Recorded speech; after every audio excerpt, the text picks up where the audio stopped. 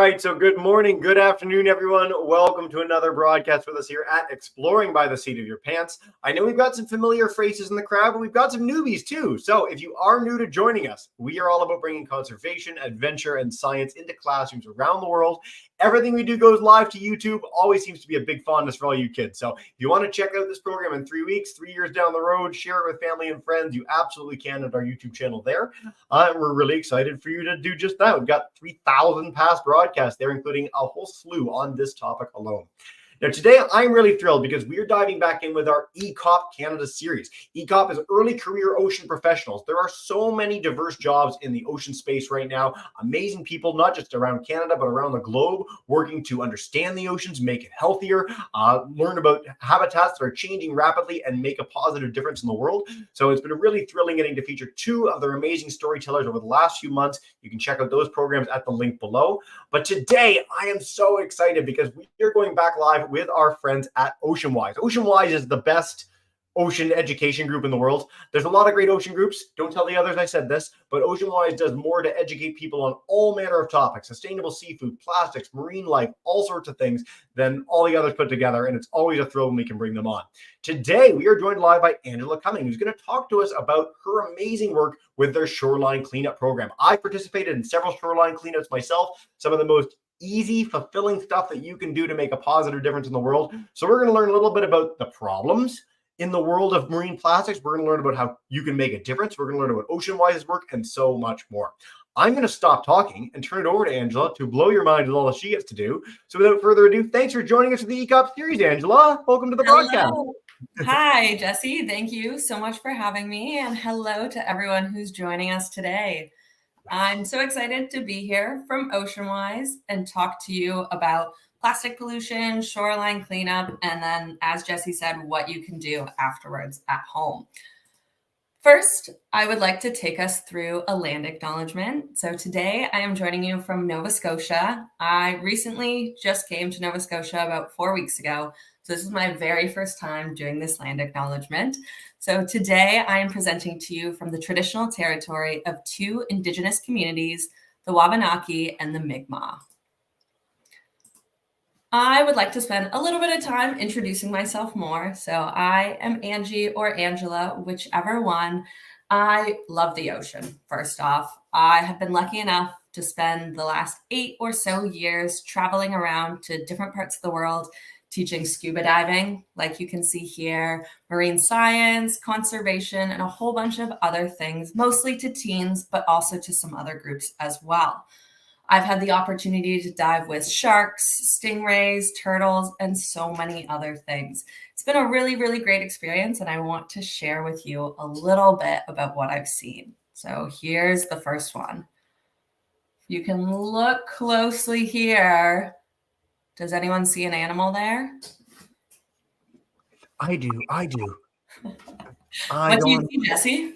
I see an octopus, which is that's a great octopus. Yeah, absolutely. So here, there's an octopus here. You can also see some coral these are actually worms. They are Christmas tree worms, which is pretty cool. There's another one here that I want to share with you. So a whole bunch of fish swimming around. In just a second, we're going to come across one of my favorite species right there, that guy with the big teeth. So that is a parrotfish. When they poop, they actually produce sand that we might have been walking on in tons of our beaches before.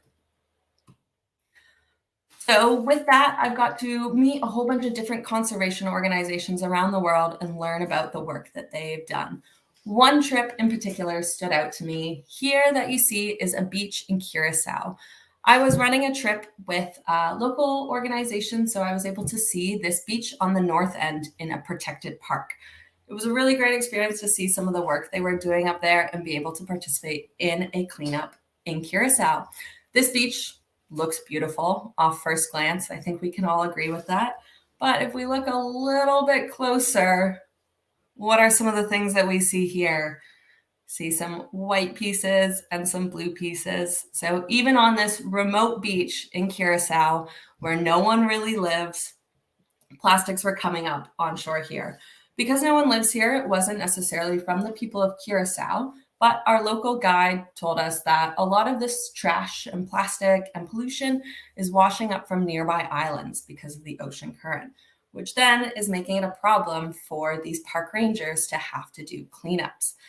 This was kind of the moment that sparked it all for me, and now I am lucky enough to work with OceanWise, tackling plastic pollution every single day. OceanWise is a nonprofit organization that's based in Vancouver in Canada. We work to empower communities and individuals to take action to protect the ocean. We have 5 different initiatives that you can see here in the middle, and they tackle 3 key issues. So ocean pollution, overfishing, and climate change are all areas that OceanWise is working to tackle. I am part of our initiative here, the Plastics Initiative, under our Shoreline Cleanup team. Since I work in our plastics division, let's start with a question. So what is plastic? Can we turn it over to maybe some classes or Jesse to answer this question here? Absolutely. So classes, if you guys want to chime in, Miss Van Beek, Miss Green, our PPS crew, if you guys want to jump in, again, you can unmute your mics at all stages of this, or you can type to me in the chat. Entirely up to you. If you have your mics unmuted, I will come to you. Let's see what we've got. Oh, Miss Van Beek's running up to the camera. If you guys want to chime in, I can start with you. What is plastic? Anyone want to venture a guess if you unmute? Let's see. Oh, still muted. Take your time. I mean, we've got it in this picture, obviously, Angela, to begin. So plastic bottles. So Yep. A material that we use to hold drinks, fluids, food. I mean, all of us have used plastic for waste products, for takeout containers for food. It's pretty much everywhere. I'm sure you're going to get to that, but like you can't really look around a room without seeing examples of plastic anywhere you look. I would be really surprised if someone could make it through their day without encountering at least one item that is made of plastic. You're right. So it is a material that is made by humans. So we use it typically in a single-use fashion a lot of times, like these plastic bottles, for example. But we also use it, which we'll talk about, in other ways too. So it does come from underground, from fossil fuels, and that is converted into many different types of plastic. So typically when you think of plastic, we group them all together, but they are all so different. So since we are using it all the time, we're producing a ton of it, I have a quiz question. So how many tons of plastic is produced every single year? So if we want to picture a ton in our head, we can picture this elephant here. So are we producing 348 elephants worth of plastic every year? 348,000 elephants, or 348 million elephants every single year. So I have numbered these all here. So you can put up a 1, a 2, or a 3 if you want to guess. Front of our class. Oh, a lot of fingers, people waving with fingers. In general, when it comes to questions like this, so Angela follows my thing, I think, where the bigger is usually the correct answer. I would say 3 as well, if it were me guessing, which is a lot and scary, but. Yeah, you are right. Bigger was the better correct answer here. So unfortunately, we are producing 348 million tons or elephants worth of plastic every single year. That is a lot of new plastic being made every year. So what are some ways that we use plastic? We've talked about some already, but maybe we can get some answers in the chat of some other ways that we use plastic in our lives.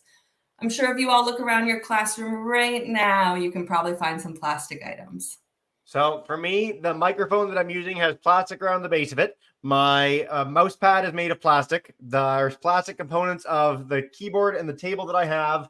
I've got a polyester pillow, so there's plastic involved in some of the fibers of the things that I have in my room. Honestly, you can't look more than about 5 feet from you without seeing any plastics. And again, classes, if you want to unmute your mics, leave those on. I'm able to come to you and take your answers live, but that's a good start. So Angela, it's everywhere. It's behind me right now. Absolutely. So shopping bags, we've made great steps, especially in Canada, towards reducing the amount of plastic shopping bags that we're using, but a lot of bags are still made out of plastic. Who brushed their teeth this morning? Yep, definitely. We all used probably a plastic toothbrush, or at least parts of our toothbrush were made out of plastic. I see in the chat we're talking about some water bottles. Absolutely. So we have single-use water bottles, but even some of the ones that we can use every day are still made of plastic. Cutlery, if we end up going somewhere, I see some really great answers in the chat of storage containers and calculators and pens that we use over and over and over again, which is really great. Again, if we go out to get some food, sometimes our straws or just the wrappers that we're getting our food in. And here's another one we might not have thought of is for special events like birthday parties. We might have confetti, gift bags, balloons, a whole bunch of different items that are made from plastic. So we know what we use it for. We know what plastic is, but where does all the plastic go? I know where my plastic goes when I finish with it. If it's recyclable, it goes in the recycling bin, which I'm not quite sure where that goes. I think it goes to a good place. And a lot of it ends up in the garbage. Certain plastics you can't recycle, so they go straight to the trash. And I know we have a big municipal sort of dump not near too far, so that's where it went. I remember when I used to live in Toronto, it went to Michigan is where we classically called the garbage going, because trucks came and picked it up and took it to the US, which is very out of sight, out of mind when it goes to a different country. But yeah. Absolutely. Yeah, those are all great answers for sure. So recycling is a really, really great option for some plastic. A lot of things like our plastic bottles can be recycled, for example. Not all plastic that is made or recycled can actually be recycled. So only a small portion does get reused. That's because we have so many different materials of plastic. It's pretty difficult to sort through all of them. But sometimes it's also really difficult to separate them if they're an item that is made with multiple plastics. So our trash, our recycling, all great options. But unfortunately, a lot of it also ends up in the environment. So sometimes it'll end up outside of trash cans. It could blow away from landfills. People could litter. It washes up on shores. A whole bunch of different reasons why it might end up on our beaches and in our habitats. So now, next quiz question. How much plastic pollution enters the ocean every 3 minutes every day? That's a lot of plastic entering. So I'm going to give you a couple hints here. Is it the weight of about a dog, a humpback whale, or a lion? Oh, we got one coming in online, and it's whale, which is where my mind goes to. I think you're going to keep going with this. The larger, the more accurate, the sadder it is. Yeah, it's a little bit difficult to find something that's larger than a humpback whale, but you're right. Unfortunately, a lot of plastic figures tend to be a little bit doomy and gloomy. So you're right. The weight of a humpback whale in terms of plastic pollution is entering our ocean every 3 minutes, every single day. Unfortunately, a lot of that does cause harm for different animals, their habitats. It can destroy their habitats, for example, but it can also pose a danger, such as from entangling animals, for example. So that's where my team comes in. I'm part of our Shoreline Cleanup team, so we're working to tackle the plastic pollution that's on the ground by trying to reduce the amount of it. We're also working to make a lasting impact and raise awareness about plastic pollution. So what is a shoreline cleanup? So here's a little video where you can see some of the things that Shoreline Cleanup's doing. So we're bringing together communities to come out on their local park. It doesn't have to be connected to a body of water since, as we talked about, a lot of the trash will end up in the ocean anyways from our wind or from our storm drains. So we have volunteers who get out every single year to collect all the trash that they're seeing, but they're also doing a really important thing by recording it. So as they're picking up that cigarette butt, they're tallying it. As they're picking up a plastic water bottle, they're writing it down. And all of this is so important for our organization. So with that, we do have volunteers that can come out and join a shoreline cleanup. Within our organization, we've been around in one form or another since 1994, and every year thousands of volunteers get out on the shoreline across Canada and into the United States. So my question for everyone is, are you ready to join a shoreline cleanup today? I am. I think I might go right after the broadcast, Angela. I'm going to just head out, Amazing. finish my call, and go clean up some trash. How do we do this? How do we join a shoreline cleanup? I'm sure you're going to tell us. Yeah, we're going to do it together actually right now. So I'm going to lead you through a virtual shoreline cleanup so we can see how it's done. And hopefully this will encourage all of you to do my challenge at the end of the presentation. So step one is that we need to choose our cleanup location. Today, do we want to clean our local beach? Maybe our local park? Or do we want to clean the forest? I will leave this up to our audience's choice today. So, if people want to chime in the chat, you guys can do that. You can. Oh, Miss Van Beast Clash, you guys can yell it out. What do you want? Beach or forest? You know what? Angela, we've done beach cleanups before. We've talked about beach cleanups before, and this comes in the chat too. We've got a couple beach for Miss Green's class. I don't know, like if beach is the main answer, it's great. I'm curious about forest too. If you can throw in a little, so let's do beach because it's dealer's choice. But I'd love to hear how you clean up a forest as your shoreline cleanup at the end. Yeah, absolutely. I can take a minute to talk about that now. So each of these cleanup locations are perfectly fine choices. I know everyone wants beach, so we will clean up a beach today. But when you do a shoreline cleanup in your local community, you might not live next to a beach. So we don't want to, make it difficult for you to do a cleanup. So if a local forest that's a public area is right next to you, that's a perfectly great area to clean up as well. A lot of times our trash can end up in local riverways, in storm drains. Sometimes little pieces can end up in our groundwater. So cleaning a forest is really all connected to the shoreline anyways. So again, we'll choose beach for today, but just so you all know, we can clean up any other area as well. So perfect, we've got our beach, we're ready to go. Our next step then is to figure out what equipment we need. So I have some options for you to kind of help us out. The first one is a bucket. I want to see some thumbs up or some thumbs down. Should we take a bucket with us today on our shoreline cleanup? Thumbs up with 2 arms up. We've got like a double armed, like epic thumbs. That's pretty good. Yes. All sorts of yeses. Absolutely. We need somewhere to be picking up our trash. I only have 2 hands. I can only carry so many things. So a bucket is a great way to take up as many pieces of trash that we find as we can. Okay. If you're like me, you might get a little bit hungry along the way. So you might have just seen the answer there, but we need a snack to bring with us. So we have a couple options. We could bring an apple, or do we want a chocolate bar? I kind of want both. It sounds kind of healthy, but then I'm going to finish up with a chocolate bar. That's where my mind goes. I don't know. Yeah. This is interesting because chocolate bars don't come alone. They come with plastic. Whereas apples come by themselves and the middle is biodegradable. So maybe for the purposes of this, we take our apple with us and then we don't create any waste while we're trying to clean up waste.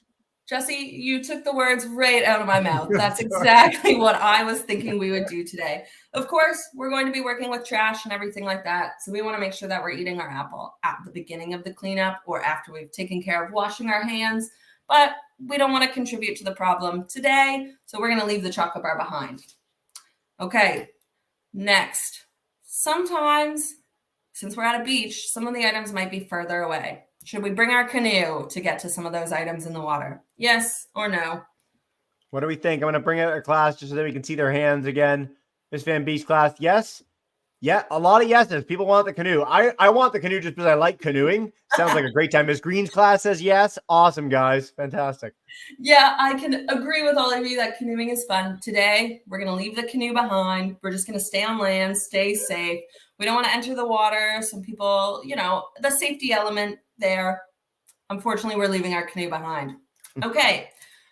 We, at the end of our cleanup, need someplace to put our trash. Do we want to put it in some trash bags or in our backpack to take home? What do we think? If you guys want to chime in the chat, you can write this really quick. Put it on the side. Oh, I've got online. I've got trash bag coming in on YouTube. Okay. What do we got for others? Anyone want to put it down? Backpack? Maybe we're not creating a trash bag for no reason. We can just keep it in our backpack. So a bit of both. Angela, what do we do? Today, we are going to bring a trash bag, but I do like that idea of not creating more waste. At the end of our shoreline cleanup, which I'll talk about, we want to be taking care of the trash how our local area does it. So for example, if you're in the city of Toronto or out in Vancouver, however they are disposing of their trash, we want to be following that. A lot of times what's best is to put it all in a recycling bag or a trash bag. So we're going to follow those instructions for them today. Next, some footwear and some hand item decisions. So first, let's start with footwear. What kind of shoes are we wearing today? We wearing these boots or flip-flops? We got trash on the beach. Should we wear flip boots? Came through the fastest of any answer so far. I think that might be a good plan, Angela. I agree with you. We want to be protecting our feet, so boots are our best option there instead of having our toes open and exposed. Are we bringing the gloves today or are we leaving them behind? Oh, what do we got? Hands. What are our hands? Thumbs down for no, thumbs up for yes. No, we got no, a lot of no's, a few yeses, bit of both. We're very unsure. So today we are going to bring our gloves. I think a lot of you might be thinking that if we're bringing gloves, they might be disposable as well. So we're just creating more plastic, but we can use things like gardening or work gloves anytime we go out for a shoreline cleanup to be able to protect our hands. Just in case we find something that's sharp or a little dirty, we want to be keeping ourselves safe. Looks like we have a pretty full repertoire of equipment. We're getting well on our way to doing a cleanup. So our next step is to clean. One more piece of equipment that we didn't talk about is a litter picker. So you can also head on out with one of these, or something you might already have at home is some tongs. So you can use something that you found at home or a litter picker to be able to get some more places. I tend to just reach down with my hands with gloves on and catch them. So my friend Dante here, she's looking exactly like she's ready for a shoreline cleanup. So we're going to do exactly what she's doing. And at the end, we're going to have tons of trash that we've taken out of our environment. So we've wandered around our beach. We've found some things. Look at this. So we collected lots of items. What are some things that we see here? We've got a Repel Max for fighting off mosquitoes. That seems very effective, but it shouldn't be there in the trash pile. We've got cans, we've got water bottles, coffee cups, those are classic, some pencils, pens it looks like in the bottom, some food wrappers, some of those classic things we talked about at the beginning together, but lots of drink cartridges seem to be the main thing, which is interesting. Absolutely, yeah. Jesse, I think you touched on all of those things that are in this picture. So remember, we would be tallying as we go along. So we've come across this big pile of stuff. Right now, what we're going to focus on is just our plastic bottles. Plastic bottles fall under our category of most likely to find. So these are items when we're on the shoreline that we're finding all the time with our cleanups. So I want everyone to take a second and count how many plastic bottles did we find so far on our shoreline cleanup. Ooh, okay. Classes, you can chime in the chat, YouTube, StreamYard, anything. What are we doing for plastic bottles? I have a number, but I want to give you guys a second. They also mentioned juice boxes, Miss Green's class in the original call out for things. Fantastic. Our Minute Maid there. Minute Maid was my childhood in a nutshell. It was delicious. 10 bottles is our call, yeah? Great. So I counted, I had to do this a couple times, admittedly. When I did it, I found 11 bottles. There's one hidden up in the corner here. It looks like one bottle, but there's actually 2 bottles there. So great work, everyone. 11 plastic bottles so far we've collected. That's amazing. We've got it down on our data card, so let's keep going and see what else we can find. Now we've come across some things that we're not really sure if we should collect. So our first one here looks like a piece of trash with a bunch of shells on it. Should we collect this? Yes or no? What do we think? Let's see our class answers. Yes, no, yes. Maybe. I think one kid's doing like yes and no at the same time. No is Miss Green's calls class. What do we think? Okay. This is No. a tough one. So the answer here is no. The reason is it's an animal's habitat now. I know it's a little tough to tell, and when we're on the shoreline, we do have to use our best judgment. But when we see things like plastic woven into a bird's nest, it belongs to the animal now. And we want to make sure that we're respecting the animal's habitat and not creating further problems for them. A lot of times animals will use what's in their environment, and sometimes that can be plastic. So here's another one. Should we collect this? Again, thumbs up or thumbs down. Lot of thumbs up for this one. This looks pretty sketchy. He's got like nails sticking out of him. It seems pretty, I don't know. I don't want to leave that on the beach. Yes is our overwhelming answer. Right. So here, again, maybe. It depends who you're with, if we have gloves. So this is really sharp. Again, we don't want other people to come across it on the beach, but we need to protect ourselves first. So with an adult and with proper gloves, you can definitely remove this from the beach as long as we're being very careful. Okay, those were some challenging ones. Now this one's even more challenging. So we've come across some items here. How many cigarette butts do you think you can count here? I like the frowny face. A lot.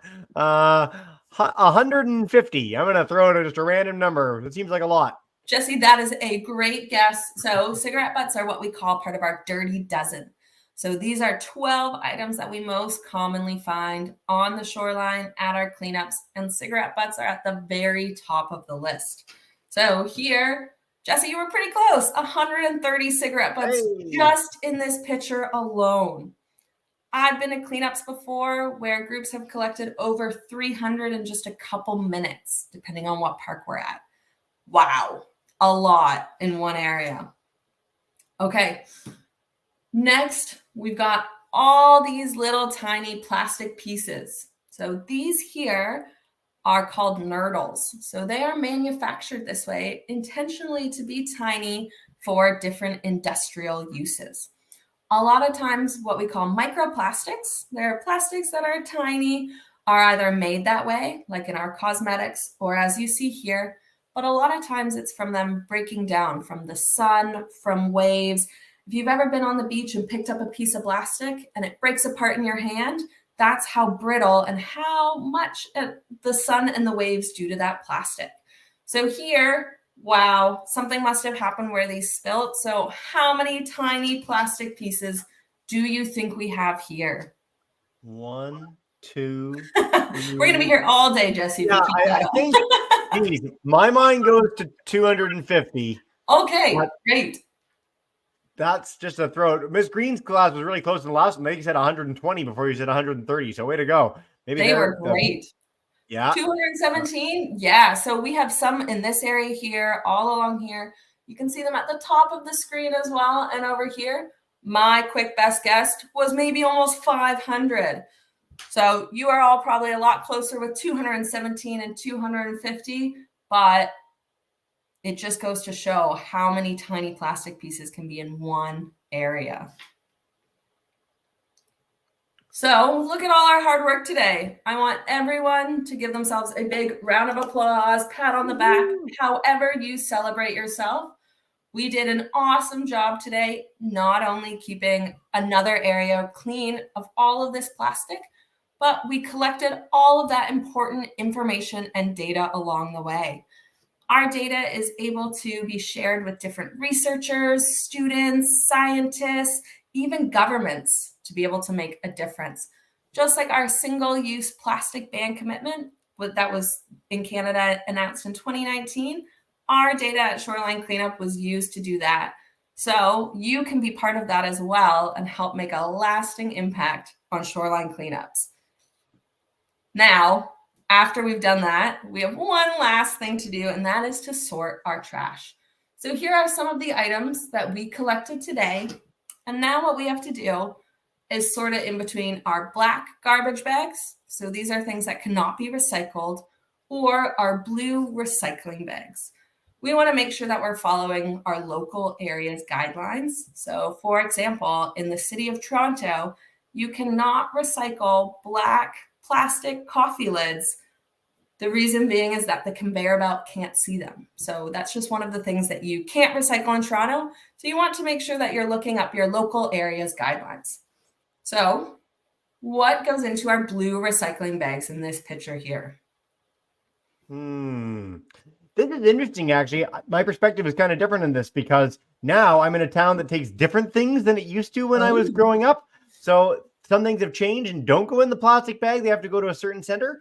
But if our classes want to chime in on what goes in the plastic bags, I'd love to hear from you. I can say that our 2 big bottles on the right would go in the plastic bag where I grew up and now. So both places, Amazing. You can throw pop bottles and things like that into the recycling bag.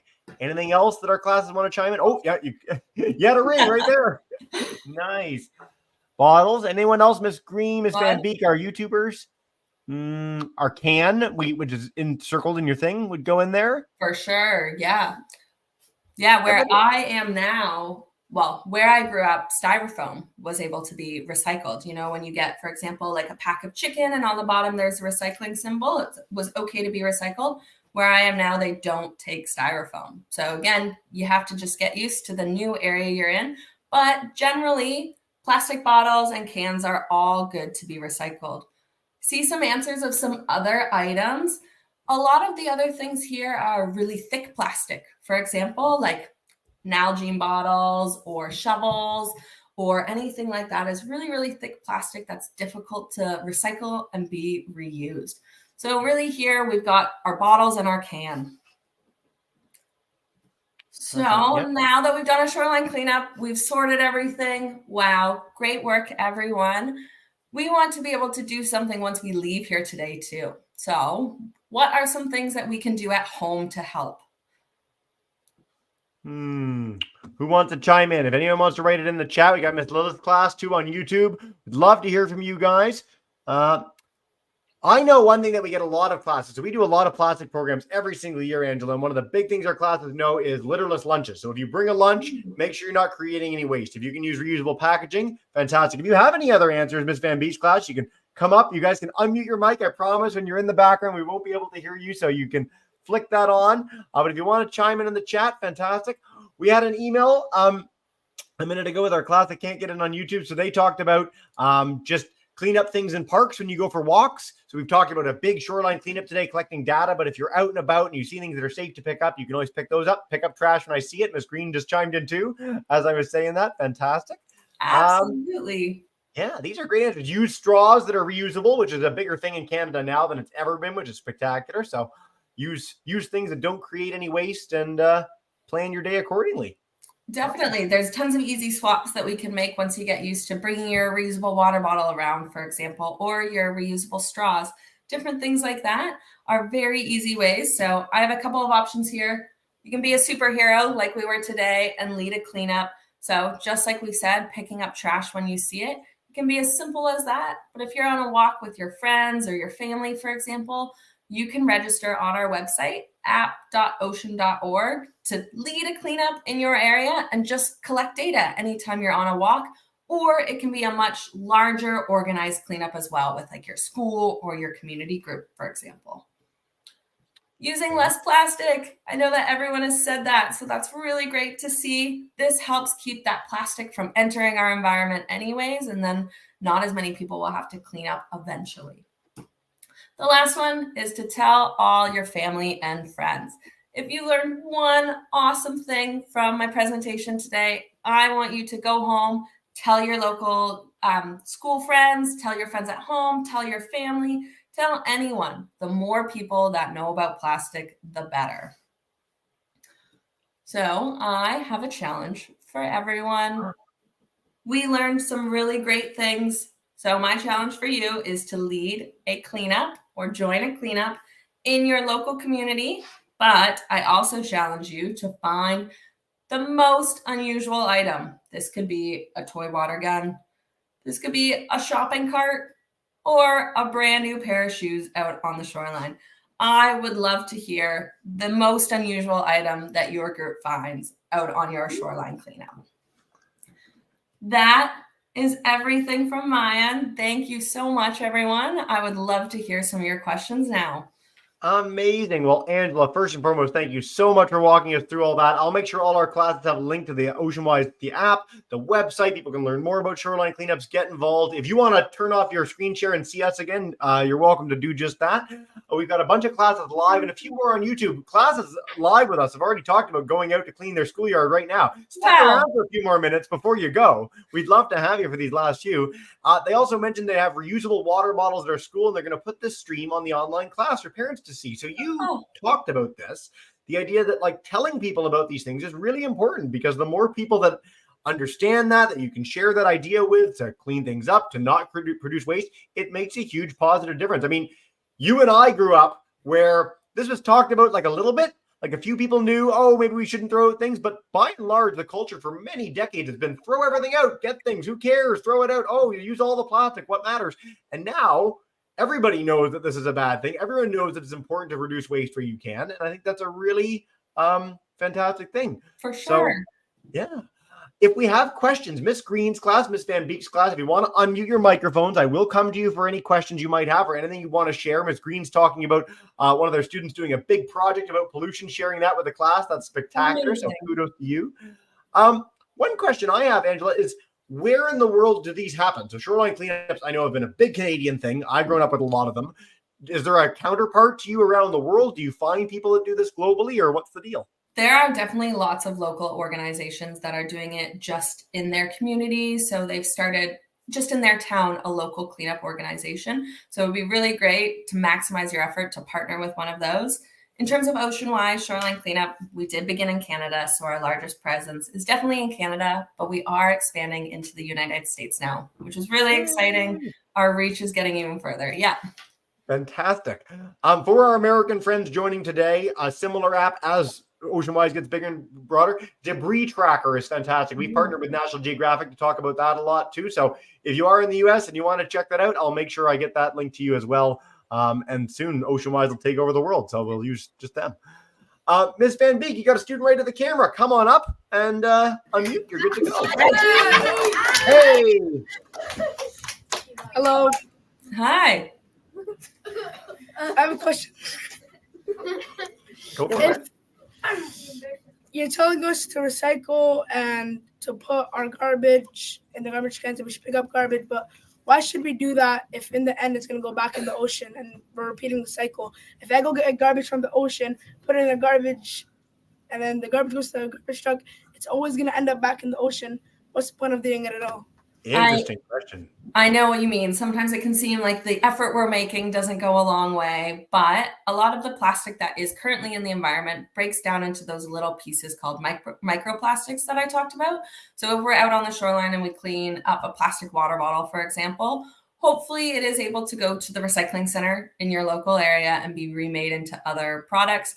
But the biggest thing is that it's no longer on the beach and being able to be broken down anymore. So a lot of times it'll end up either in the landfill or the recycling center, which is a safer place for it compared to out on the beach. Well, and I'm so glad you mentioned landfill, because I mean, when I was a kid, if I thought landfill, I thought like big pit in the ground you threw garbage into. Modern landfills are really, really well engineered so that the garbage and the trash doesn't get out into the environment and can stay there for hundreds, if not thousands of years. And really high-tech ones actually produce energy from the trash. When you're throwing trash in and there's enough of it, as it compresses, it literally creates gas that you can burn off and use for energy. So, I mean, you're creating carbon emissions of that, but you're preventing a gas that would otherwise just leak out, and you're using it for positive good in the world. So modern landfills are really, really high-tech places. I actually really encourage our classes, look up a modern landfill, look up a modern recycling center. A lot of towns and communities will actually have these and will allow tours. Some of my favorite field trips, genuinely, when I was a kid, were going to some of these places. So I encourage you to check that out. But I really like that question. It's a really thoughtful one, man. Miss Green's class, if you want to unmute your mic, time flies and you're having fun. We're at the 40-minute mark already, Angela. This is crazy. Wow. But if you have any other questions, fantastic. We've got one written in. Is there, I mean, you highlighted some trash that you shouldn't pick up. Are there other examples you can share of sort of general things that we should or should not pick up before we go to Miss Green's class? Absolutely. Those ones that I identified, so part of an animal's habitat and sharp objects, so that can be like glasses, syringes, things like that. We want to leave those be. The other thing, though, is big items. So we're only as strong as we can be. We don't want to hurt ourselves in the process. So if you see something like a big piece of construction material or like a big tire, for example, that's just too much for you, a lot of times you can give your local area, your local municipality a call, and they'll come take care of that item for you so that we don't have to hurt ourselves in the process. Fantastic. I know we got a lot of groups in the Greater Toronto area today, and it's one of the best cities in the world for finding out how you should handle trash, who can come pick things up. So Waste Wizards was in Toronto, but if you want to look that up for your local community, there's usually information to be found on the City Hall website, lots of stuff there. So I like that question very much. Miss Green, we're going to head to you to wrap us up with one final question. Come on in, St. John, and take us away. Hey, guys. Say thank you so much. Thank you so much. Do you have any questions for us? Or you just wanted to say thank you? Maybe just thank you. That's totally great. Angela, I love it. I like the enthusiasm, guys.